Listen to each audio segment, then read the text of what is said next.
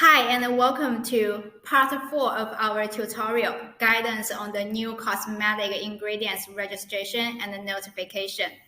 Let's dive into it. Well, actually, there are two compliance routes for the application of new ingredients in China.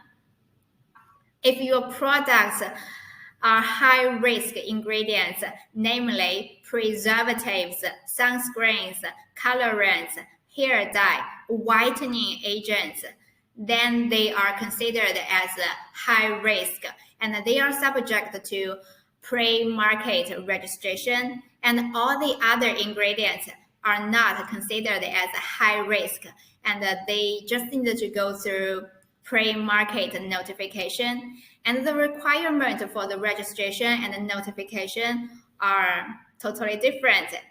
I'll unpack this for you in just a minute. After you get the registration and the notification for your products have to go through 3 years of a monitoring period.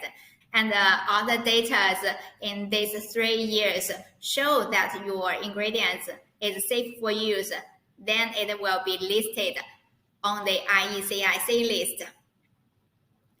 And there's one thing you might feel confused about is that because it's quite often that your ingredient has different functions.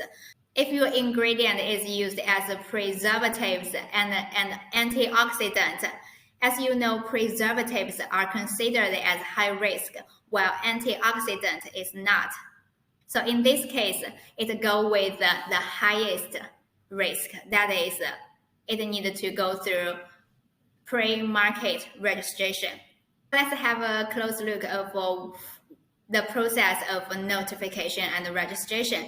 As you know, the high-risk ingredients are subject to registration, and this left part is the process for registration.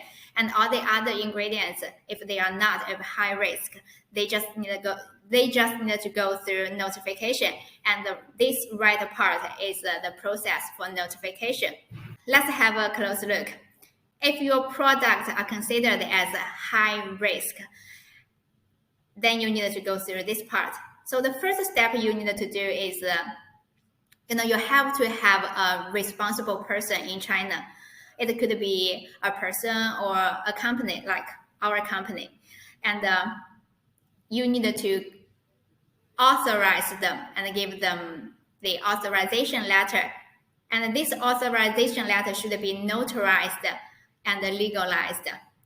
And then you need to sign up an online system account on the NMPA official website.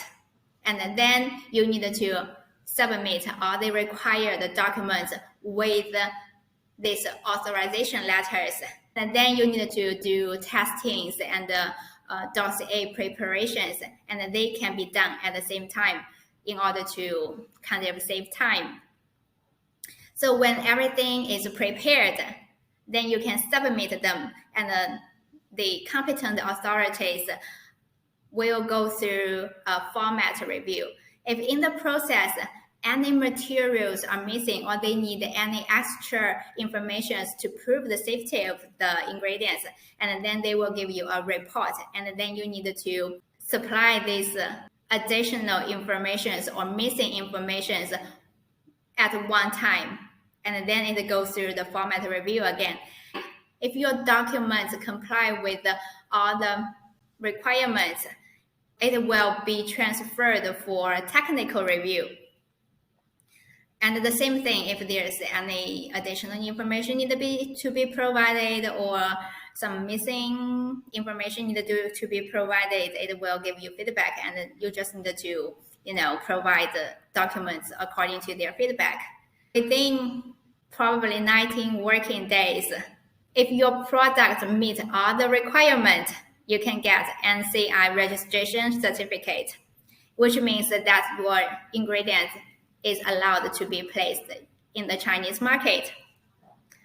While this is for the registration, and for the notification, while the process may seem similar, but actually the requirement for them is way much less. especially for the testings.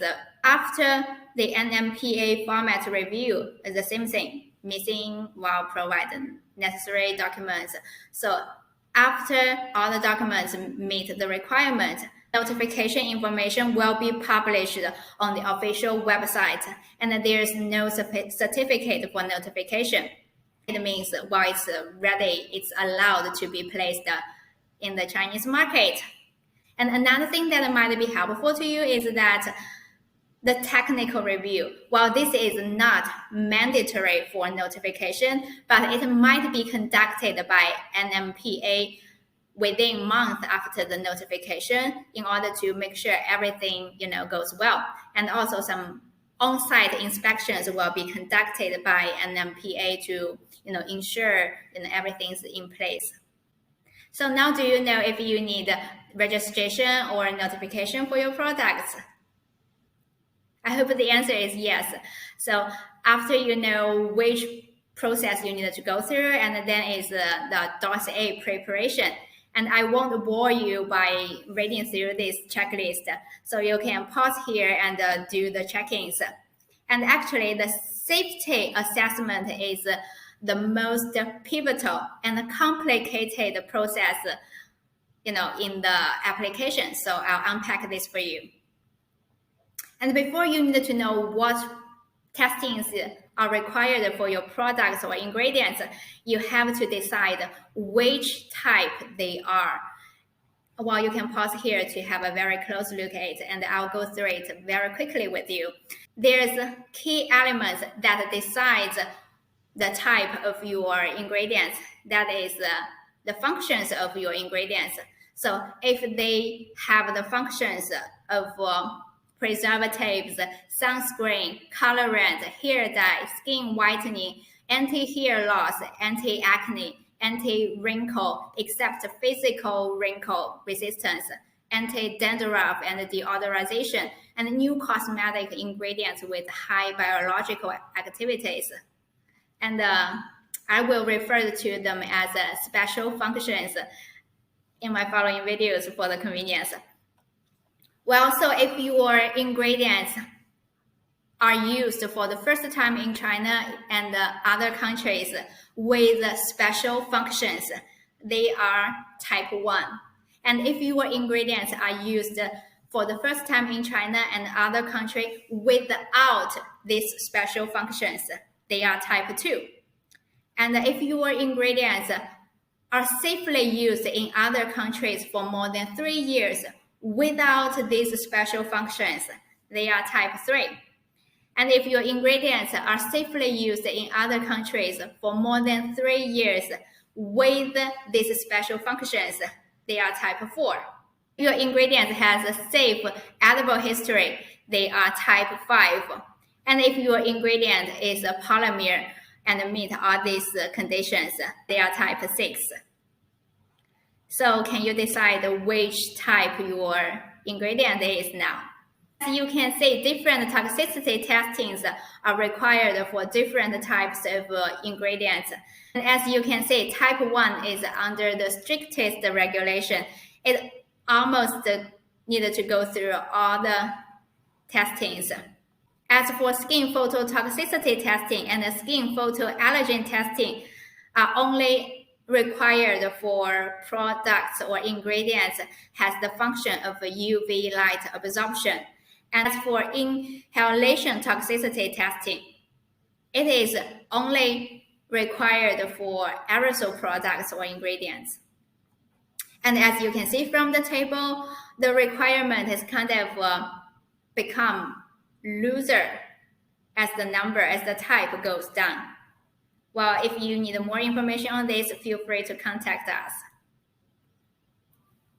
Well, another thing you might be concerned about is the animal testing. Some ingredients are required animal testing in China, which are not available in other countries. Well, actually, some in vitro testings can be used as an alternative to animal testings.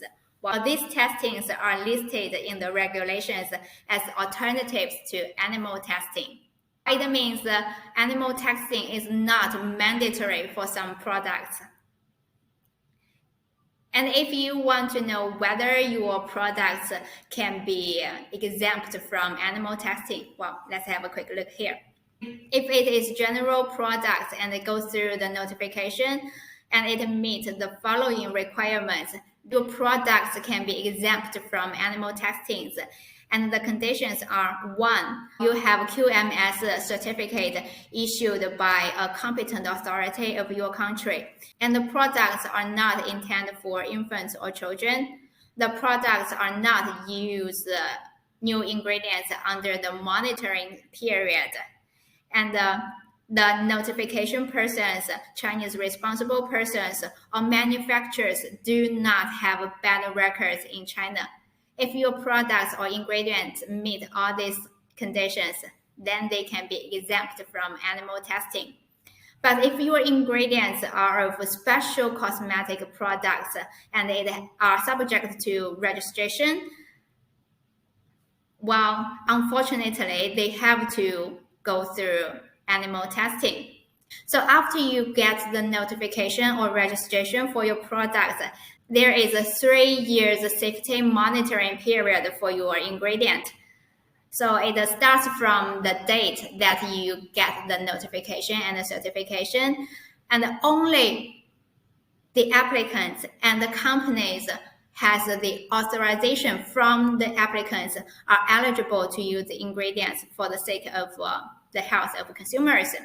And an annual report shall be reported to the competent authorities timely. And if there is any problems occurred during this period, risk control report shall be submitted. After 3 years of monitoring period, if all the data and the reports prove that your ingredient is safe for use, then it will be listed on the IECIC list as an existing ingredient. While if any data or reports show it's not safe for use, then the registration or notification will be withdrawn by NMPA. I hope this video was helpful to you. Please feel free to drop any comments or questions below. I'll get back to you as soon as possible. Thank you so much for tuning in. I'll see you next time.